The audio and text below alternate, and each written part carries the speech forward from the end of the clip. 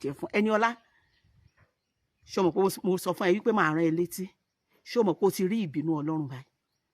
ṣó mọ̀ pé ìbínú Ọlọ́run ti dé báyìí ṣó rí wípé ẹ̀sìn damage control lẹ fẹ́ ṣe tó bá jẹ́ fídíò àti ìwà àtọkọ ẹ níbi tẹ́sí bá jọ ṣe pọ̀ àgbèjà yìí threesome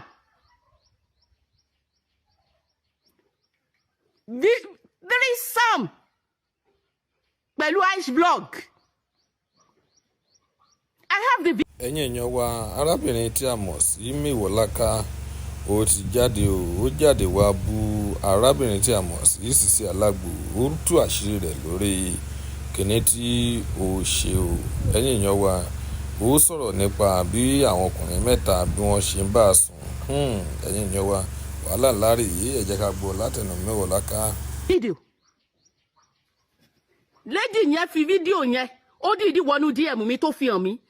tó ń play ẹni ṣó fẹ́ gbọ́ mo ní nọ́mbà ẹni tó fún mi mo ní fídíò ẹni tó fún mi mo rí fèsì ẹni tó fún mi mo ṣe rìkọ́dì ẹ̀ sílẹ̀ wọ́n ní kí n post ẹ̀ mo ní láyé ọwọ́ mi kọ́ ni ẹ̀sìn Ẹniọlá ti máa jáde yàtọ̀ sí wípé Ẹniọlá kó jẹ́ ọ̀tá mi gan mi ní gbé fídíò yẹn jáde bọ́ mọ́ wípé fídíò yẹn sì máa jáde òmòore tí mo lè ṣe ẹ́ kọ́ńtàtì ẹni tó ṣíà ẹ̀ tẹ́ bá fẹ́ arrest ẹ̀ wà lọ́wọ́ mi mo tún lè ṣe ẹ́ lóore yẹn torí wípé a lè sọ wípé nítorí tí ẹ bàjẹ́ ká sọ wípé ohun tẹ́ni yẹn ṣe dà ṣùgbọ́n mi ìrò bóyá ẹni kéèsì ò torí ọkọ ẹ náà ló post ẹ̀ sórí group chat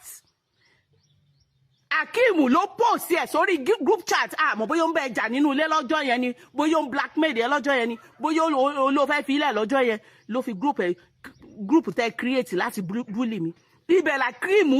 ló post ẹ̀ sí tí àwọn yẹn ti rí so kì í ṣe wípé wọ́n hack fóònù ọkọ ẹ má ṣe damage control bóyá o wá bẹ́ẹ̀ ni immediately ló ṣe rárí mú bẹ̀ bóyá àwọn èèyàn ti record ẹ̀ so ẹ lè má ní kéèsì Akeem Adéṣọlá engineer Koren òun ló post ẹ̀ sórí group chat according to what we heard. Ẹniọlá ṣòra yí ẹ lóde àbúrò nígbà tí mo sọ wípé àwọn tó fọkọ sẹ́wọ́n ló yẹ kó o lọ́yàn ní rómọdé kì í ṣe mi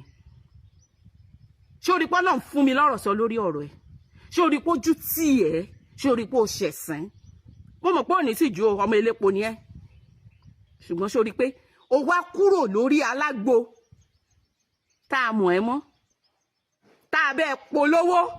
tí gbogbo ayé mọ̀ ẹ́ mọ́ o wá do ní content creator ìsọnù o lose focus.